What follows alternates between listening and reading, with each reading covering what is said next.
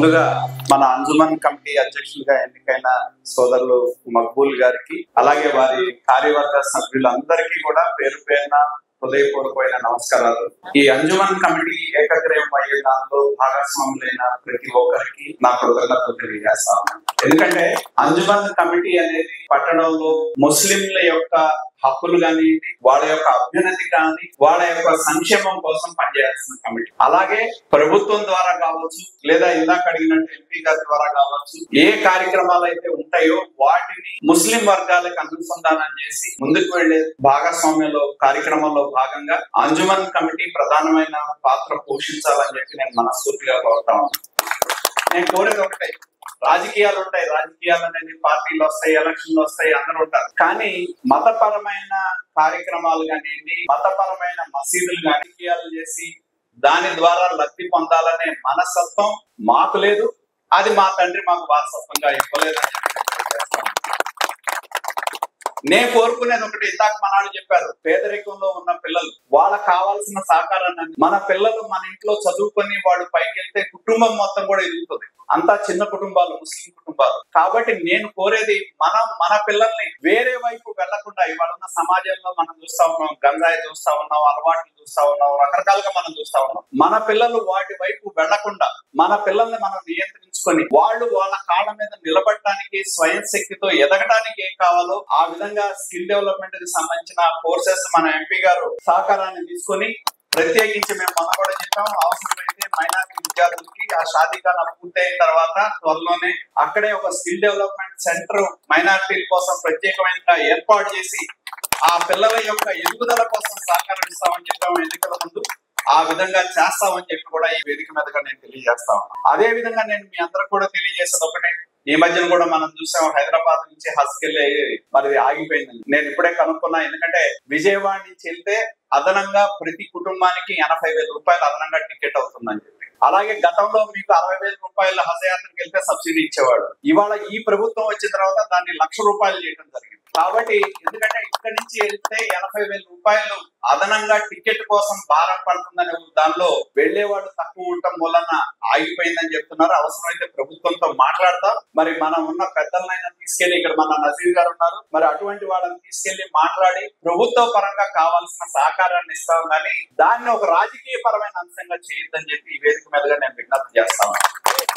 అలాగే నేను కోరేది ఒకటి, మీ అందరినీ కూడా, మరి లాల్జాన్ బాషా గారు ఇవాళ మన మధ్య లేరు, కానీ అటువంటి వాడు చేసి మనం గుర్తుపెట్టుకోవాలి. ఎందుకంటే 95లో మరి ఆయన ఎంపీగా ఉన్న కాలం, మేము ఆ రోజు ఉర్దూ స్కూల్లో పోస్టులు ఖాళీగా ఉండి రిజర్వేషన్ కేటగిరీ ఉంటే నేను ఆయన ఆ రోజు ముఖ్యమంత్రిగా ఉన్న చంద్రబాబు నాయుడు గారి దృష్టికి తీసుకెళ్లి ఆ రిజర్వేషన్ నుంచి తీయటం వలన ఈ పట్టణంలో చాలా మంది మన ముస్లిం కుటుంబాలకు సంబంధించిన వాళ్ళు టీచర్లు అయిన వాళ్ళు. ప్రభుత్వాలు చేయాల్సినది, ప్రభుత్వాలు ఏం చేయాలి, ప్రభుత్వానికి ఉన్న పరపతిని ఉపయోగించుకొని మనం ఏ విధంగా మంచి జరుగుతుందనే ఆలోచన చేసే విధంగా పరిపాలన ఉండాలి తప్పితే విద్వేషంతోనో అరాచకంతోనో పరిపాలన చేస్తే ప్రభుత్వాలు కావాలని గుర్తుంచుకోవాలి.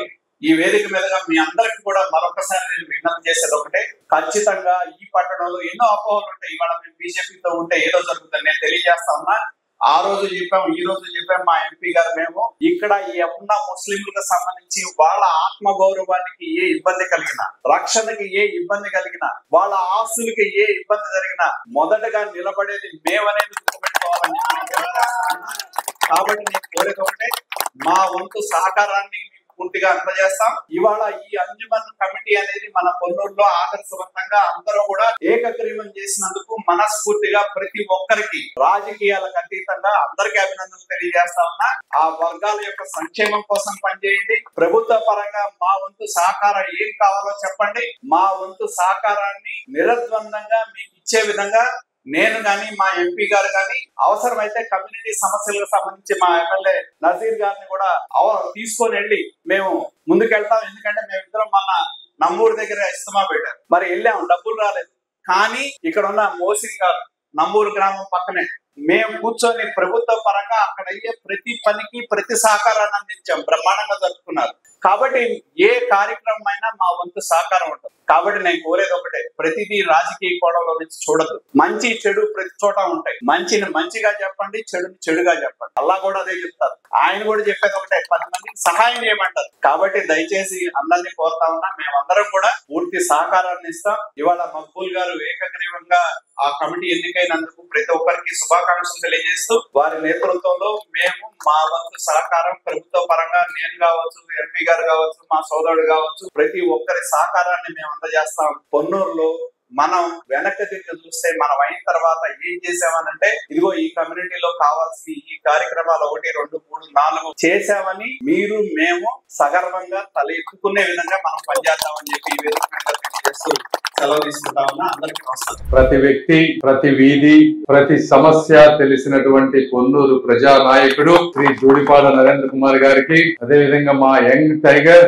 నజీర్ గారికి, మంచి వ్యక్తి, అందరినీ కలుపుకొని సమన్వయంతో కూటమి పాలనలో నడుస్తున్నటువంటి మార్కండేయ బాబు గారికి, అదే విధంగా అమ్మల హక్కును చేర్చుకునే మానవత్వం, నాన్నల బాధ్యతలు మోసే బాంధవ్యం, ఆకలి పేగులకు అన్నం ముద్దగా మారే ఆపన్నహస్తమైనటువంటి 4 దశాబ్దాల చరిత్ర కలిగినటువంటి అంజుమన్ కమిటీకి అధ్యక్షులుగా చేరినటువంటి మక్బూల్ గారికి, అదే విధంగా వారి కమిటీ సభ్యులందరికీ కూడా మనస్ఫూర్తిగా ధన్యవాదాలు చెప్తా ఉన్నాను. ఇప్పటి వరకు నరేంద్ర గారు చెప్పారు.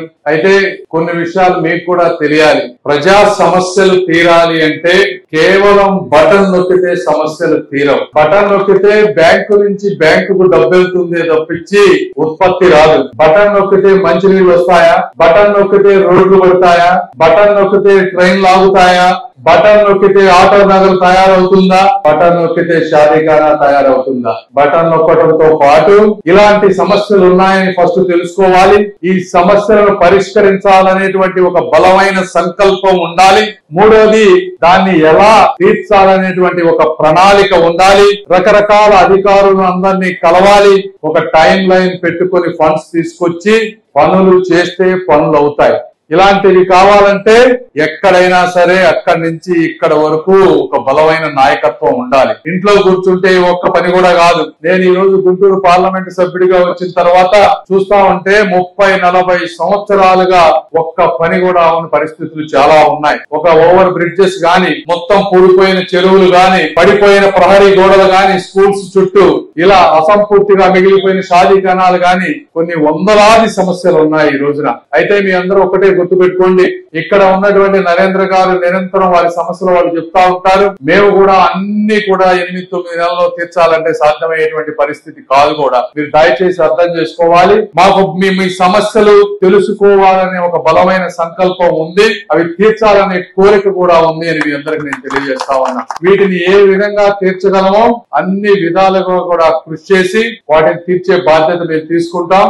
పట్టణ అంజుమన్ కమిటీ ప్రమాణ స్వీకారానికి ఇచ్చేసినటువంటి పెద్దలు, కేంద్ర మంత్రి వర్యులు రమేశాని చంద్రశేఖర్ గారికి, పొన్నూరు ముస్లిం ప్రజల ఆత్మ బంధువు, అందరి వాడు, మన పొన్నూరు పట్టణ శాసనసభ్యులు జూడిపాడ నరేంద్ర కుమార్ గారికి చాలా సంతోషం.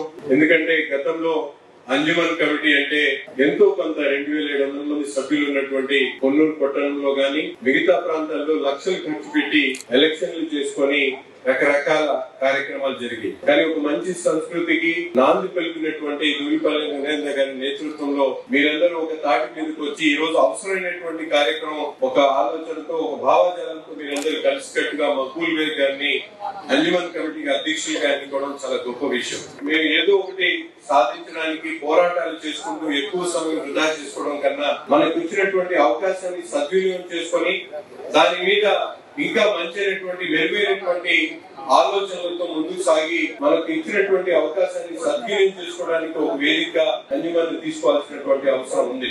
అందరినీ మనం కలుపుకోవాలనే ఉద్దేశంతో అన్ని వర్గాన్ని, అన్ని పార్టీలతో కలుపుకొని మనం ముందుకెళ్ళడా మన ఏదైతే ముస్లిం కమ్యూనిటీ ఉందో దాన్ని ముందు వరుసలో తీసుకెళ్లాలనే సదుద్దేశంతో ఈ యొక్క మన పొన్నూరు ముస్లింస్ అంతా నా మీద నమ్మకంతో నన్ను చేశారు. అలాగే నా ముందు కూడా కొన్ని సవాళ్లు ఉన్నాయి. మా అంజుమన్ కమిటీకి ఎటువంటి ఆదాయం లేదు.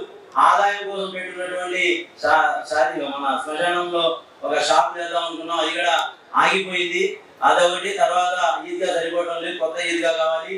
అలాగే శ్మశానం కోసం 2 ఎకరాల స్థలం అవసరమైంది. 20,000 జనాభా ఒకటే శ్మశాన వాటి గురించి మాకు చాలా ఇబ్బందికరంగా ఉంది. అలాగే మన తెలుగుదేశం ప్రభుత్వంలో ఒక షాదీఖాన స్టార్ట్ చేసాం, శంకుస్థాపన చేసాం.